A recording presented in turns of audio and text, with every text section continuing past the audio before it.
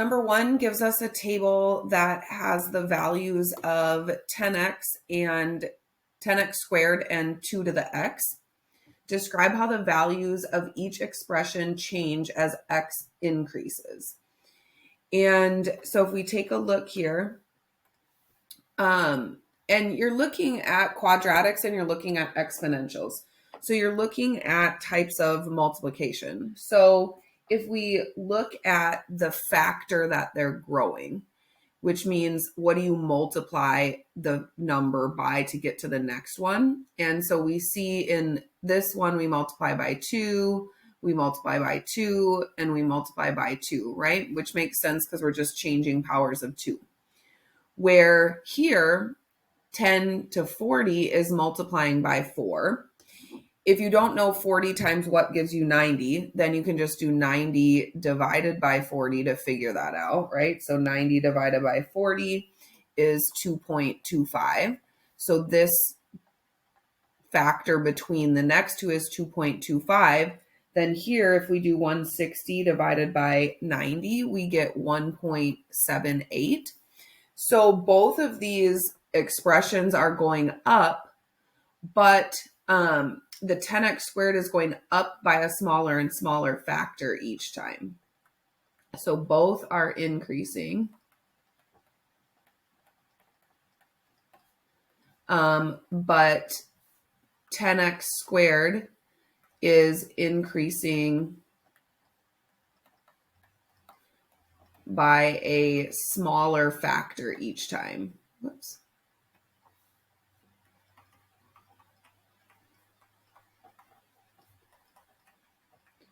While 2 to the x is increasing by a factor of 2 every time. So then it says predict which expression will have a greater value. So which of these outputs is going to be greater when x is 8? So you're just supposed to predict, so it doesn't really matter, but just kind of think about it here. So at 8, maybe you think, no, this was 4, right? So do you think 10 times 8 squared is going to be bigger or 2 to the 8th power? And again, doesn't matter, but just kind of pick. So I personally thought that 10x squared would still be bigger, this first one. When x was 10, I still thought maybe 10x squared would be bigger. By 12, I figured 2 to the x would probably be the bigger one. Okay, so again, these are just guesses, right? You're just predicting. It doesn't matter if they're right or wrong. So then we go to C and we want to find the actual value of each expression. So if we plug 8 in, so we'll do 8 squared, which is 64, times 10, which is 640, 2 to the 8th power, which is 256. Then this one is 10 squared, which is 100, times 10, which is 1,000. And 2 to the 10th power is 1,024. So I see that I was actually wrong here, right? This one was actually 2 to the x was bigger. And then 12 squared is 144, times 10 is 1,440. And then 2 to the 12th power is 4,096. So then it says make an observation about how the values of the two expressions change as x gets greater and greater. And I actually kind of did that in part A.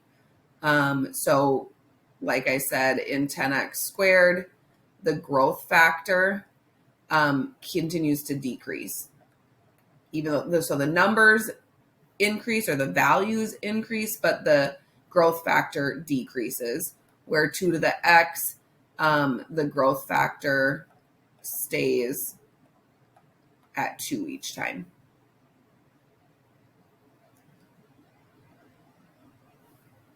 Number 2, f is defined by f of x equals 1.5 to the x, and g is defined as g of x equals 500x squared plus 345x. Which function is quadratic?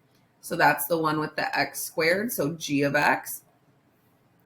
And then which one is exponential? And that's when the variable is in the exponent, so that's f of x.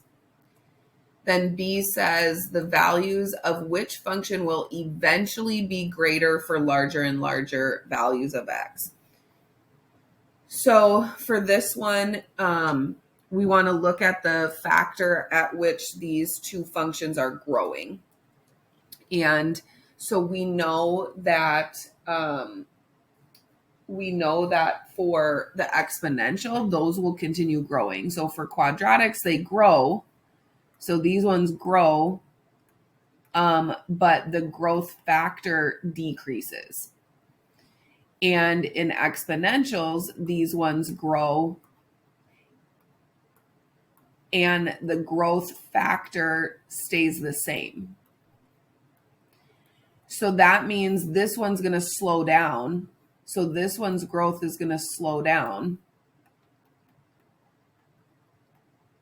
where this one's going to continue continue growing at a rapid rate, or at a constant, 1.5 times each time. So that means that f of x will eventually overtake it, because it's going to continue to widen its gap at the same rate, where this one's going to slow down. Number 3, create a table of values to show that the exponential expression 3 to the 2x eventually overtakes the quadratic expression 3x squared. So if we just make a table here, so we'll put x, and we'll just do a few values of x and see what happens. So for this expression, we have 3 times 2 to the x. And for this one, we have 3x squared plus 2x.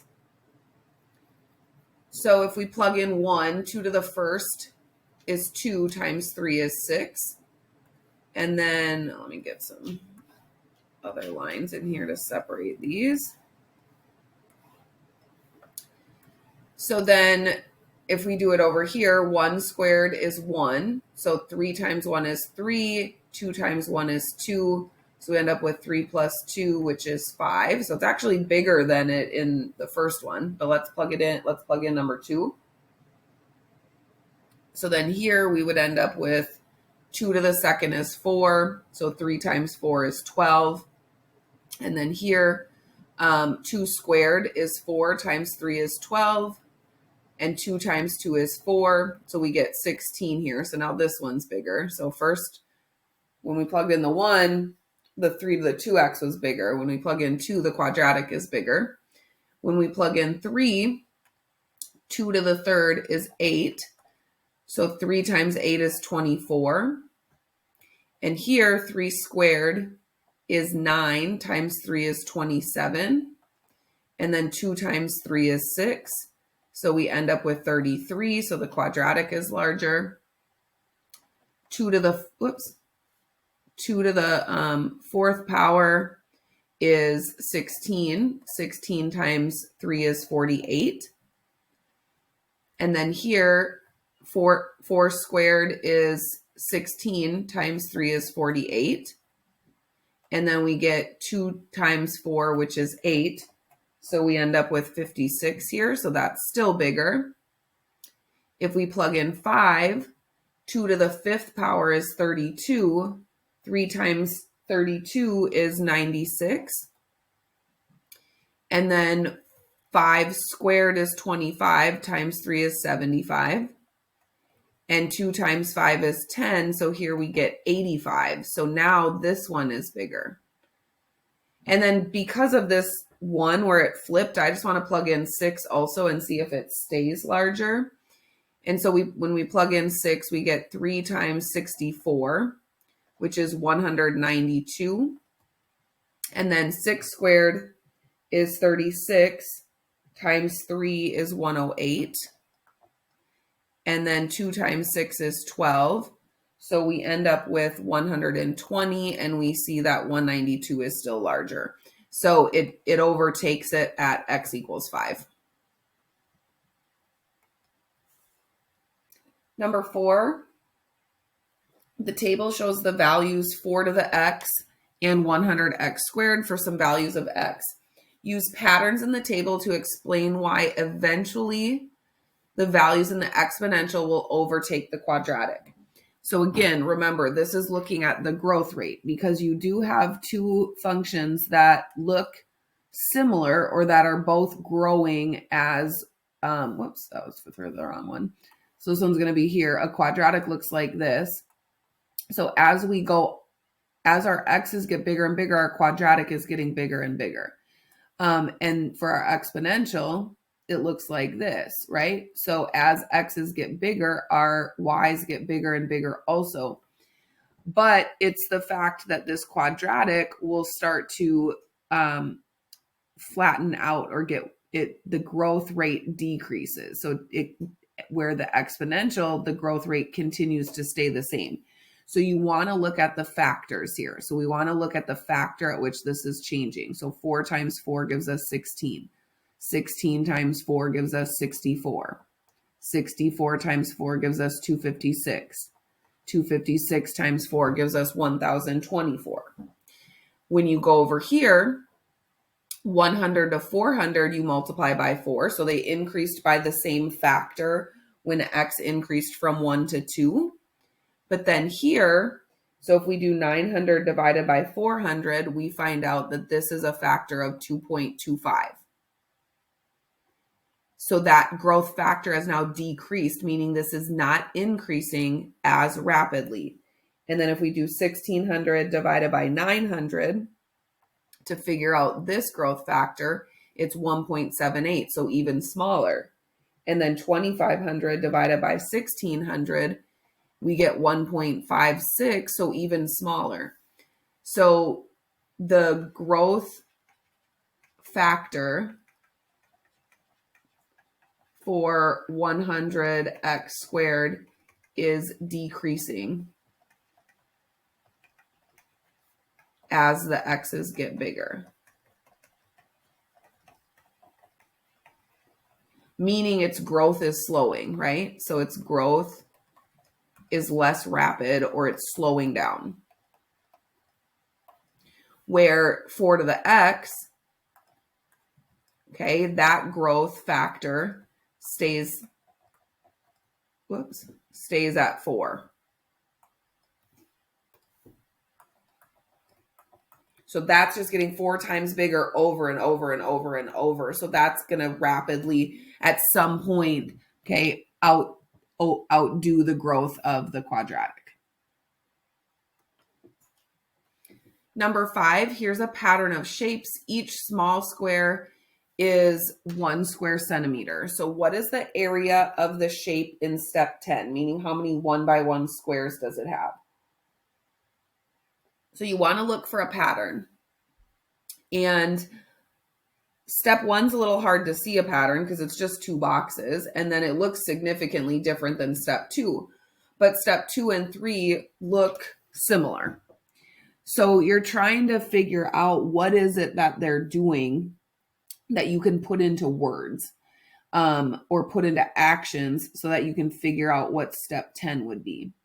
So when I was looking, and I always try to look for the step number or a way to connect the step number to the picture because that's what's going to be helpful in your end step, right? So for here, I see it's a 2. I see like a 2 by 3 rectangle down here and 1 square on top. So then when I go over to this one, I see a 4 by 3 rectangle, and then I see 2 on top. So I wasn't sure, how do we figure out what this is? So 4 by 3 and then 2, 3 by 2 and then 1. Well, so then 2 by 1 and then 0. So you could theoretically come up with a pattern there if you wanted. Because of the other patterns that we've done, I was also looking for a square. So then I started to realize that I see a big square here with 2 squares missing. And then I see a big square here with 2 squares missing. So this looks like it's a 3 by 3 square with 2 squares missing. And this one is a 4 by 4 square with 2 squares missing. So it's not quite the step number, it's one higher than the step number. So for 10, that would mean that there'd be an 11 by 11 big square, and then there'd be 2 smaller squares missing. So this would give me 121 squares total in that big square. And then when I subtract 2, I would get 119. So then how do we put that into words with n? So this is 1 higher than the step, right? So the 4 by 4 was 1 higher than the step. The 3 by 3 was 1 higher than the step. This is really a 2 by 2 with 2 missing. So that would mean that we want 1 higher than the step. So that's n plus 1. And then I want to square that because I want it to be an n plus 1 by n plus 1 square. So you can write it as squared. You could write it out as n plus 1 times n plus 1 if you wanted as well. And then we'll subtract 2. So then just explain how you see that growing. I kind of did that while I was talking up here. So you could just say it looks like a square that's 1 higher than the step. And then with the top 2 corners missing. So I said, yeah, it looks like a square.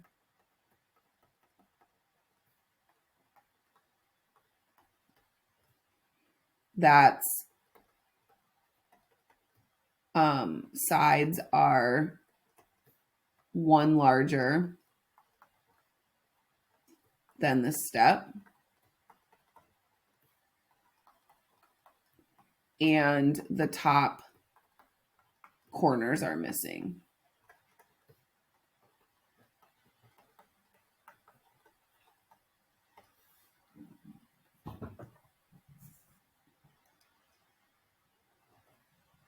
Number 6, a bicycle costs $240 and loses 3/5 of its value each year.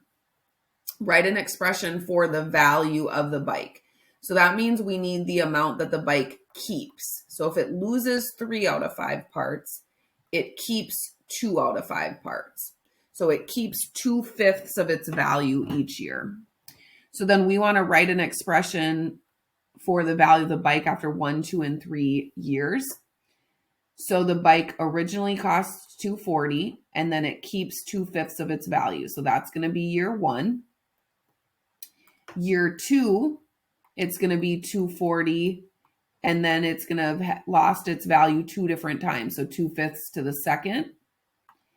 And then the third year, it's going to have $240 from its original value, and then it's going to have lost or retained 2/5 of its value 3 times.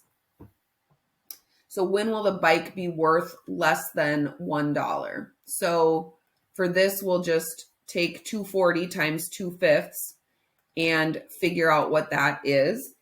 And so using your calculator, and you get 96 for that first year. Okay, then that second year, we ended up with $38.40. The third year, we ended up with $15.36. And then we would just keep this going. So if we did this again, so multiplied by 2/5 again, we would get $6.14 or $6.14. The next one we'd have like $2.45 if you did it again. And then if you did it again, you'd get 98 cents. So this was year 1, 2, 3, 4, 5. So year 6, it was worth less than $1. And then will the value of the bike ever be 0? And the answer to that is not technically. Okay, for all intents and purposes, the value of it's going to be worth nothing, right, in the world. But there's always going to be fractions and fractions of a penny. And that's because we're taking 2/5, which is a positive number, and we're multiplying it by another positive number, right? So the value of the bike was positive. Okay, so 2/5 multiplying by a positive will equal a positive number. And by definition, a positive number is not 0. So we're doing a positive times a positive that's going to equal a positive, not 0. Number 7, a farmer plants wheat and corn. It costs about $150 per acre to plant wheat and about $350 an acre to plant corn. The farmer plans to spend no more than $250,000 planting wheat and corn. The total area of corn and wheat that the farmer plans to plant is less than 1,200 acres. So it says the graph above represents the inequality 150W for the wheat plus the money for the corn has to be less than or equal to 250,000. Now this graph is actually wrong. So I'm not sure if in your book it is wrong like this. But because this has an equal sign here, this should have a solid line. So I'm not sure if IM has fixed that in the workbook you're using, but that should definitely be a solid line. So it says that it's already graphed that for us. W is the acres of wheat and C is the acres of corn. So now we have this inequality that X plus Y equals 1,200 or is less than 1,200 represents the area constraint. So they want us to graph this on this coordinate system. So we know that since it's X plus Y is equal to 1,200, it's less than, but I'll graph the equal to line. We can do the x-intercept at 1,200. So if we plug 0 in for y, we know that the highest amount of wheat we could graph would be 1,200 if we didn't have any corn. And then if we only graphed corn, we know that that would be 1,200 as well, which is up here somewhere. So we've got 900, 1,000, 1,100, 1,200 about right here.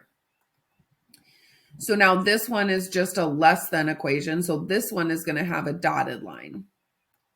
And we'll just connect those two. And then here's our graph for that line. Then we also want to shade it. And we want this to be less than. So then our shading would be below, anything below this line would be good. So then in part B, it asks us to use the graph to find at least two possible combinations of numbers of acres that would work. So this in both constraints. So this means that we need to find numbers that are in both shaded regions. So they need to be on mine in the orange and the gray. So anything in really this region right here, okay, will be fine. So if you pick any point in there, can't be on this boundary because that's dotted. It could be on this one though. But just pick any ordered pairs you want in there. So this one would be fine. So 106, what's that? 1, 2, 3, 4, 5, 600. So 100, 600 would work. This one here would work. So that's 5, 6, 7, 800, 200.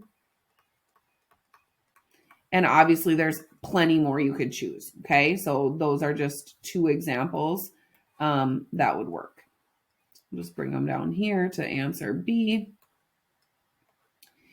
And then it says the combination of 400 acres of wheat and 700 acres of corn meets one constraint. So this is the ordered pair 400, 700. It's going to meet one of the constraints, but not the other. Which one does it meet? So if we go back up here and we go look at the point 400, 1, 2, 3, 4, 5, 6, 700, we see that this one is in the orange shading. So this one meets the area constraint, okay? It's less than 1,200, right? 400 plus 700 is less than 1,200.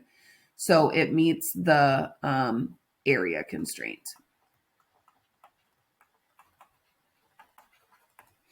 And so you could literally say because 400 plus 700 is less than 1,200, or you could say it's only in the shaded region of this one. So it's only in this shaded, not in the shaded region of this one.